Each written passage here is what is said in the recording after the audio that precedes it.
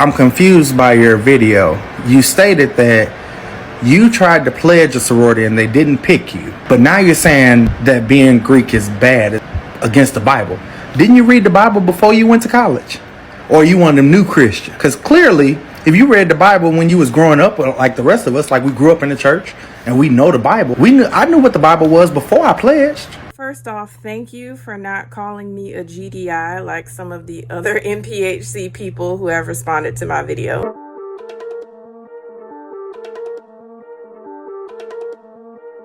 And to clarify, I never said that Greek organizations were bad. I answered a question that was submitted to me from one of my YouTube subscribers.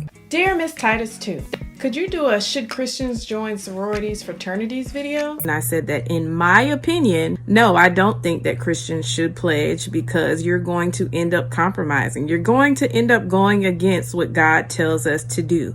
So it's still my opinion that Christians shouldn't do it. But if you're not a Christian, by all means pledge because you're probably not going to be contradicting your own worldview. Second off, I did read the entire Bible before I tried to join a sorority, but I didn't care about all that stuff. Why? Because I was young, I was in college, I wanted a sisterhood. So at the time, I went against my better judgment and I did the wrong thing. It's called sin. Everybody sins. I don't think looking back on your past mistakes and recognizing them means that the thing that you wanted to do in the first place is good.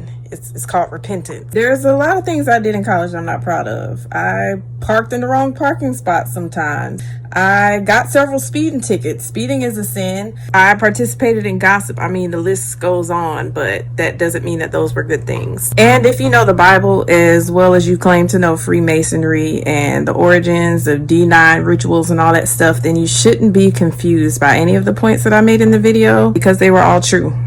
For organizations that claim not to haze, they do a lot of hazing. I mean, there was always somebody on our yard that was kicked off the yard for hazing. And you can say all day that the organizations don't condone it. Yeah, I'm sure for legal purposes and for liability, they don't condone it. And yet it still continues. I'm actually reading 2 books on this. One of them is called Black Haze. It's by Ricky Jones. He is a member of Kappa Alpha Psi. He's even appeared on the Roland Martin show. You can YouTube it. They debated the whole issue of hazing. He's like, yeah. When they say they don't know about it, they're either lying or they should be fired for negligence. This is going on throughout the South at HBCUs. It's going on at predominantly white universities where they're Black Greek letter organizations. Clearly, the policies do not work, and you're having people injured around the country, and you're having people killed. They still haze. Fraternities beat people up. It is what it is. Even Walter Kimbrough, he wrote the book Black Greek 101. Did I mention he's an alpha? Yeah. Hazing is still very much an issue. If you want to debate the difference between pledging and hazing, okay. You yourself admitted that members in the organization still haze, so. We are non-hazing organizations. Are there deviants from that? Of course.